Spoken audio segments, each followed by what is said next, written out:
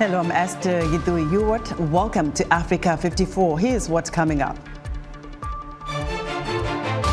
Former U.S. President Donald Trump is found guilty on 34 charges of falsifying financial records. We'll have a report and analysis. The humanitarian crisis in the Democratic Republic of Congo's North Kivu reaches critical levels as clashes between armed groups intensify. And in our entertainment report, Zimbabwean marimba virtuoso Blessing Chimanga performs live on Africa 54. All this and much more coming up on today's Africa 54.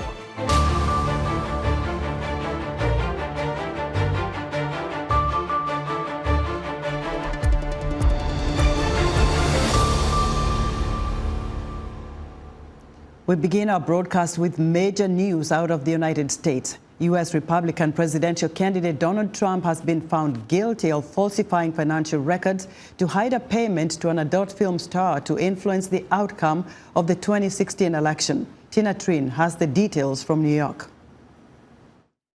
Guilty on all 34 counts. That's what a unanimous New York jury decided after less than 2 days of deliberation, that Donald Trump, the first U.S. president tried in a criminal court, falsified business records to suppress potentially damaging information ahead of his 2016 election. After hearing the verdict, the presumed 2024 Republican presidential candidate left the courthouse, saying voters will decide his fate on Election Day. This was a rigged, disgraceful trial. The real verdict is going to be November 5th by the people. But those voters may not include Trump himself, says University of Virginia professor Barbara Perry. It would be the case that if he maintains his residency in Florida, a state where convicted felons are not allowed to vote, that he literally would not be allowed to vote for himself. President Joe Biden's re-election campaign released a statement saying, "In New York today, we saw that no one is above the law." Former federal prosecutor and New York Law School professor Steve Cohen was not surprised by the verdict. The legal reality is either you believe in the jury system or you don't. And I happen to believe in the jury system. The case was tried. It was tried carefully, at times almost meticulously. It doesn't mean there won't be issues on appeal. There always are issues on appeal. It doesn't mean that there won't be surprises to come. 22 witnesses testified in the 6-week trial, including a tabloid newspaper editor who described suppressing stories critical of Trump. Adult film star Stormy Daniels, who said she was paid to keep quiet about a sexual encounter with Trump that he denies. And former Trump attorney Michael Cohen, who said he made those payments to Daniels on Trump's behalf. Manhattan District Attorney Alvin Bragg said the jury made its decision based on the evidence in the law. While this defendant may be unlike any other in American history, we arrived at this trial and ultimately today at this verdict in the same manner as every other case that comes through the courtroom doors, by following the facts and the law, and doing so without fear or favor. Trump's sentencing is scheduled for July 11th. That's just days before the Republican Party is expected to formally nominate him as their presidential candidate at the party convention in the Midwest state of Wisconsin. Tina Trin, VOA News, New York. For more insight on the conviction of Donald Trump, I'm joined live from here in Washington by Bruce Fein, an American lawyer specializing in constitutional and international law. Bruce, Trump was convicted on 34 felony counts. If he gets jail time, how will this affect his run for the presidency? He still remains eligible for the presidency. In 1920, Eugene Debs was sitting in prison and he ran for the presidency. He won over 1 million votes. He was convicted, I believe, on wrongful Espionage Act charges, but he still could stay on the ballot, notwithstanding the conviction. He may be able to, and is already tempted to use the conviction to raise money, calling us a witch hunt. You know, the usual story. We already know what Trump is going to say before he says it, because he just has got a soundtrack. It's always trumped up. It's always rigged. He always knows everything, and everybody's out to get him, including Mr. Biden, who's got a gun ready to shoot him in the head. So those are par for the course. Now, I do think, however, that Mr. Trump will lose at least an edge of 3 to 5% from those who aren't in his solid base, who do not appreciate the perspective of Mr. Trump being president and sitting in prison, which he may well be if the sentencing proceeds as I expect. And therefore, it could tip the battleground states away from Trump and in Biden's favor. But I want to make reservations here. You remember, a presidential race is not one person running against himself. It's against Mr. Biden. And I believe Mr. Biden is making horrible mistakes, legal ones, wrongful, in Gaza, in providing weapons that are used to kill kids, involved in genocide, crimes against humanity. And he's losing votes as well. He's very, very weak. And therefore, when you have two weak candidates, you don't know what the outcome is going to be. And the uncertainty is whether, if Robert Kennedy Jr. makes the ballot in several states, he could ultimately throw the election into the House of Representatives, which would then vote state by state for either Mr. Biden or Mr. Trump, or maybe even a third party candidate. They're not constrained by who's on the ballot when they voting state by state. So a lot of contingencies. Hey, Bruce, do you think, this conviction might change, or swing voters either way? Some say maybe we cannot support Trump anymore after this, or some decide, well, we're going to support Biden. What do you think will happen here?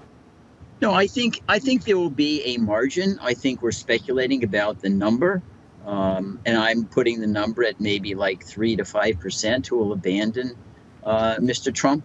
They're not already in his solid base, who would, in fact, believe if he said the geocentric theory of the universe was correct and the heliocentric was wrong, they'd believe the geocentric theory of the Earth being the center of the universe is true. They're not going to abandon him no matter what. But not all of his supporters are in that camp.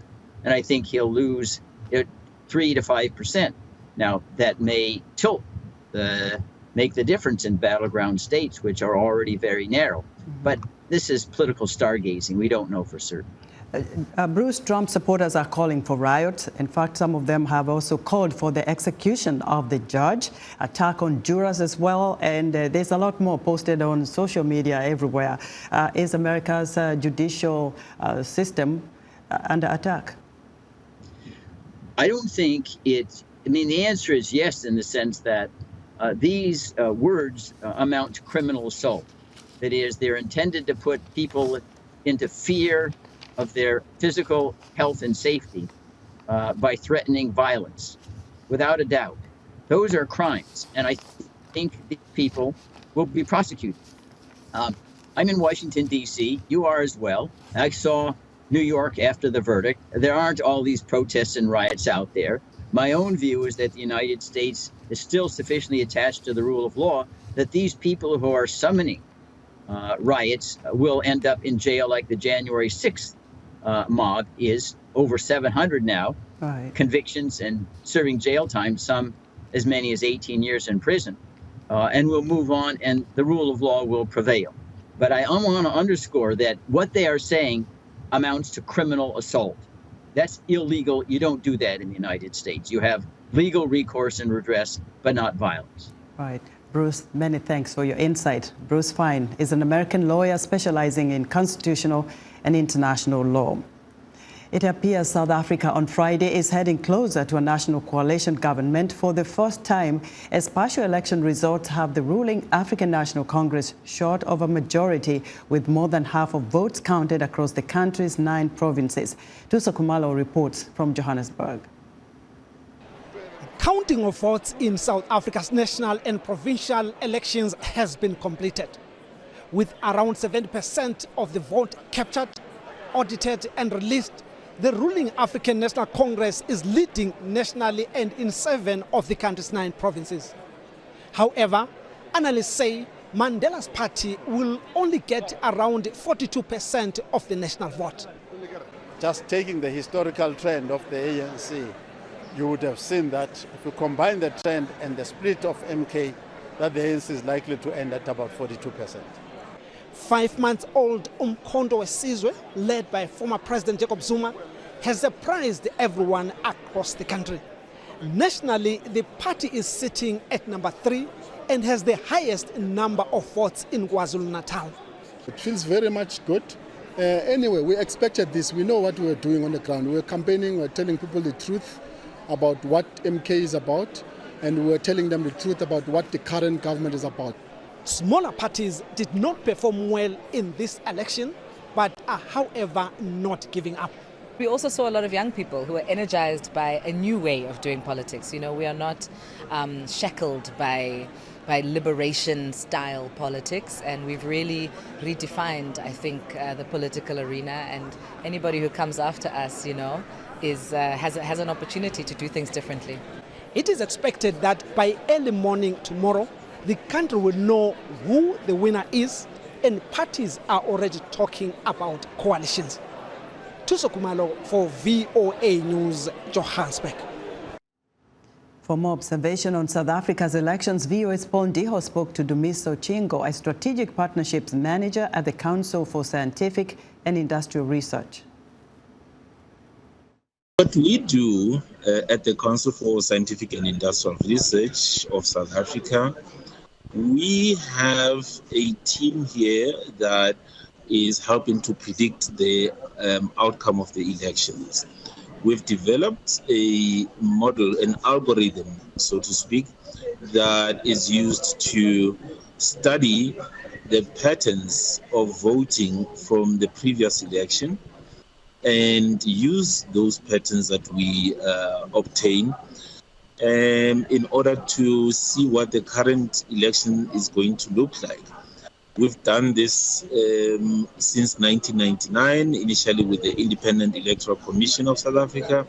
The model has worked very, very well in predicting the outcome of elections, with generally about 5% of the votes counted for the national elections were able to predict the outcome at about a margin of error of 2%. Are you in a position maybe to predict based on your analysis, based on the data that you've seen, to predict the outcome of this election? Yes, indeed. That's exactly what we've been doing, Paul. The algorithm has been pretty accurate in predicting outcomes, especially for the larger parties, and within a margin of error of 2% with 5% of the votes counted.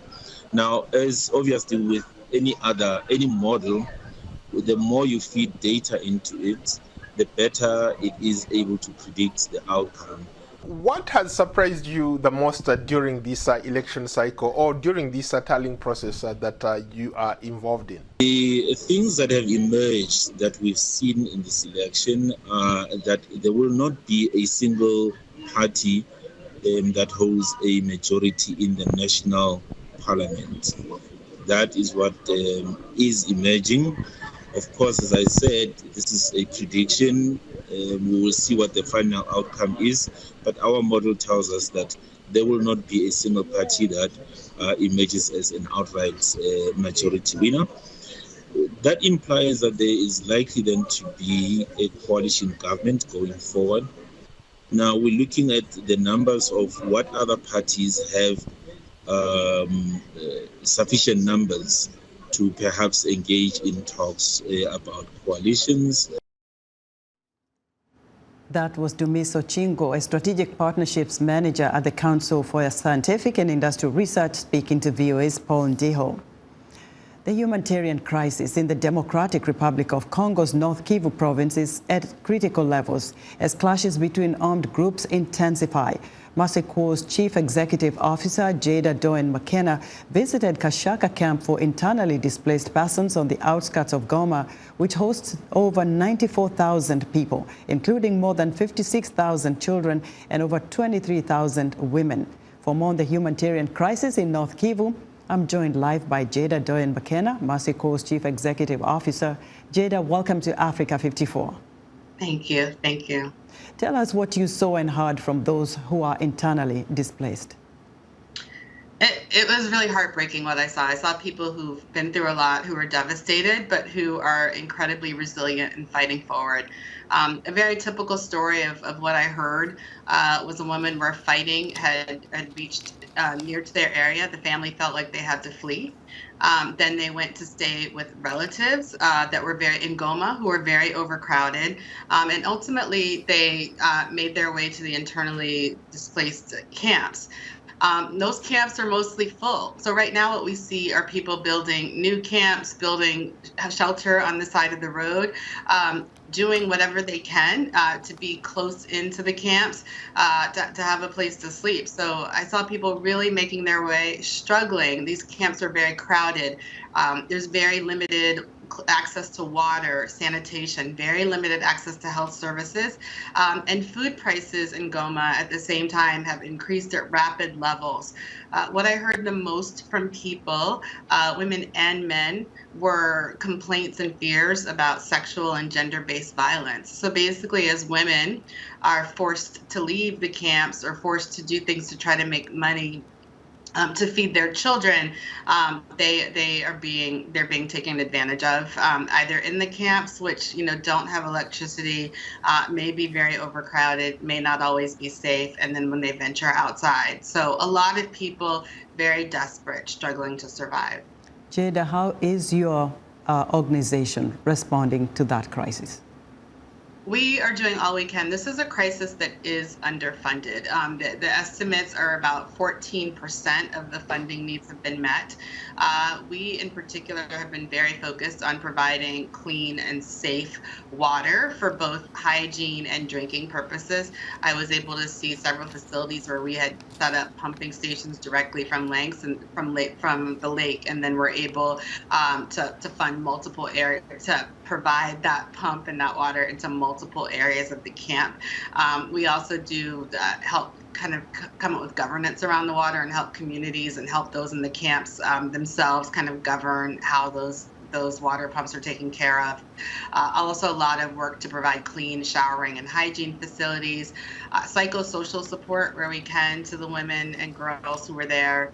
And then importantly, where we have the funding to, we try to provide cash assistance, emergency cash assistance to the people there so that they can, with dignity, buy what they need for themselves and their families, while also trying to stimulate the local economy. I'm imagining that you probably will toss this to the government there, but what's being done really to stop these atrocities against women, girls, children? And were you able to even speak to some of the men in the IDPs? Yeah. Not enough is being done, and honestly, without pressure on the government and the armed groups to come together in peace talks, this is just getting worse and worse. In fact, some of the armed groups have started to send missiles into the IDP camps or into areas very close to those camps. So even those camps are feeling very unsafe, and the suspicion is that they're doing that to ramp up pressure for these peace talks. So peace talks are a big part of the solution. Outside of that, we've got to provide safer areas for people, make sure that there's lighting in these camps, that there's access to facilities. And then also we need to increase programs we call like food for work or other things where people can earn an income and help them with economic livelihood while they are still struggling in this situation. Jada, thank you so much. It was good to hear that you were there to tell the story yourself. Thank you. Jada Doyen McKenna is Mercy Corps' Chief Executive Officer. Still to come, a Zimbabwean marimba virtuoso Blessing Chimanga joins us live right here in the studio. Stay with us. Did you know that Africa has the highest rate of suicide? And although men are more likely to commit suicide, the rate for women has risen significantly over the past several years, according to the World Health Organization. This week in Our Voices, we'll try to understand why suicide is on the rise and learn what role we can play to prevent it. Join the conversation each week right here on Our Voices. You're watching VOA's Red Carpet. My name is Jackson Vunganyi. Thank you so much for joining us each week right here on Red Carpet. We bring you the latest in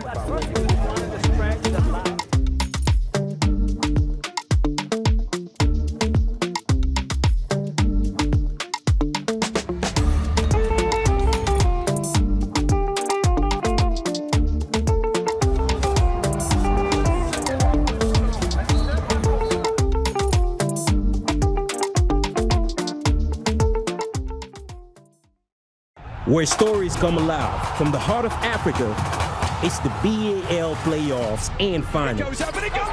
Join us in Kigali, Rwanda from May 24th to June 1st at the BK Arena. The biggest show in African basketball is here. 8 teams battling for the championship. Grab your tickets now at ticket.rw. Be part of history, all for the final.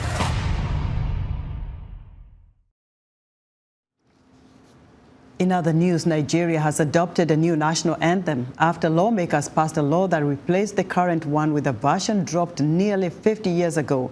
The move is sparking widespread criticism about how the law was hastily passed without much public input. The new version takes immediate effect and was first introduced in 1960 when Nigeria gained independence from Britain. Civilians are continuing to flee Goma and its surrounding area as Rwanda-backed M23 rebels close in on another strategic town in Eastern Democratic Republic of Congo. The DRC army has tried to push back against the rebel group, which has almost entirely encircled Goma, the capital of the North Kivu province, where hundreds of thousands of displaced people have sought shelter. And Zimbabwe, Africa's largest tobacco producer, is asking its tobacco research body to look into the viability of large-scale cannabis production.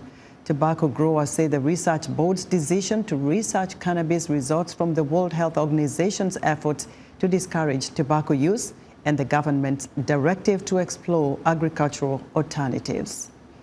It's time for Entertainment Report, and joining us now is Heather Maxwell, host of VOA's Music Time in Africa radio program, and she has a very special guest. Hello, Heather. Hello, everyone. Hi, Esther. Yes, that's right. Marimba maestro Blessing Chimanga is here with us today. He's going to perform in just a moment, but first, let's get to know him a little bit. Blessing, welcome on. Thank you, Heather. Thank you so much for having me. It's so good to be in Africa 54. You are originally from Zimbabwe. We have met there before, and you recently relocated to Colorado in the United States. What brings you here? Well, I'm here to be a marimba coach and producer at Kutandra Center. They've been there for 25 years teaching Zimbabwean music, and they just got me from Zimbabwe to come and be their coach and producer, and I'm doing so much work with the marimba world in Colorado. Wow, that's amazing. Well, are you ready to play? Of course. I'm here to play. Okay, what are you going to play for us? I'm going to play a song called Ndozhandiri. It's from my album called Simply Me that I just released last year. And it's the title track. And Ndozhandiri means love me as I am. This is who I am. And it's an encouragement to everybody that be confident of who you are and be proud of who you are. Mm-hmm. All right, let's get to it.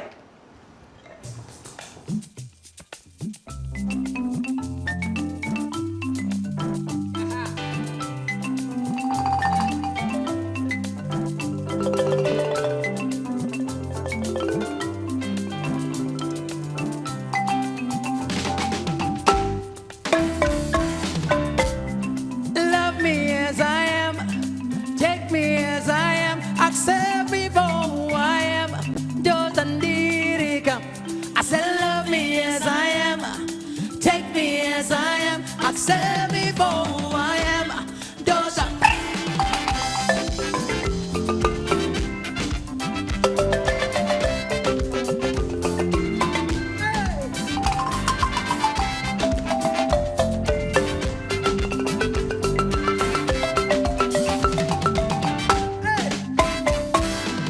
Kubandichigura ndakaudzwaka. Kubandichigura ndakaudzwaka. Andigone ndakashata ndinoende azapapaparatabe kubandichigura ndakaudzwaka. Ever since I grew up I was told music is for poor people, I'll never make it. But I love myself and that's who I am. So love me as I am. Take me as I am, accept me for who I am.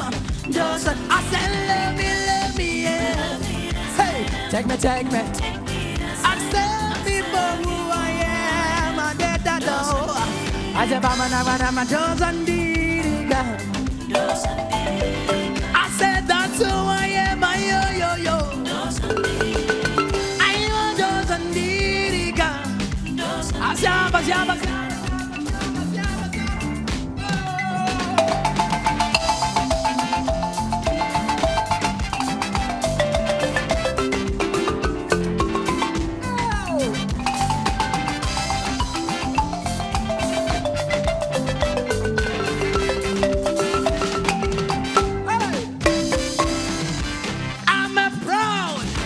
African man. I need to know sit and dagadaro. Are you a proud African queen? Oh my baby, what does it dagadaro? You are beautiful as you are. You are beautiful as you are. Black, white, anything, that's who you are. So I love you as you are. Love me as I. Take me. Take me accept me for who I am. Love me, love me, love me. Take me as I am. Accept me for who I am. I want those and diga. Those and diga. She wants you want those and diga. Those and diga. I hear those and diga. Those and diga.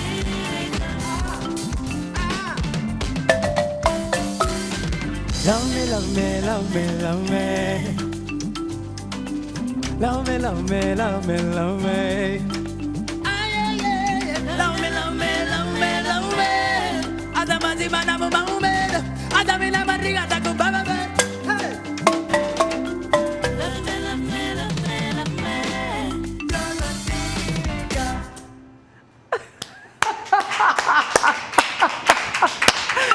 Oh, are you all right there? I'm good. You're all right. Blessing, that was amazing. Thank you. Yeah, I think that inspires everybody. I don't know about you guys, but it inspires me to love me and love you.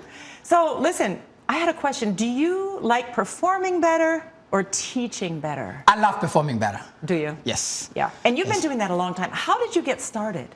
Well, long story but short, I grew up as a musician playing in church. After that, I started doing professional music career because of my late mentor, Oliver Mtukudzi, who connected me to so many people and mentored me. And then from there, international doors started opening and traveled to so many countries, but mostly as a coach. So I love to take this instrument so seriously that, you know, do it, let's do it, let's do it. So that's been my work for the many years, and I love it.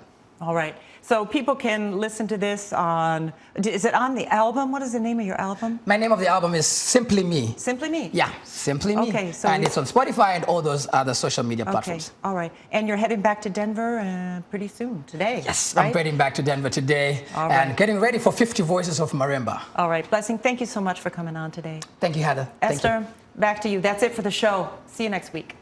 Lovely. Thank you so much, Heather. Thank you, Blessing. Be sure to join Heather Maxwell's Entertainment Reports every Friday right here on Africa 54. That's our show for today. Thank you so much for joining us. Have a fantastic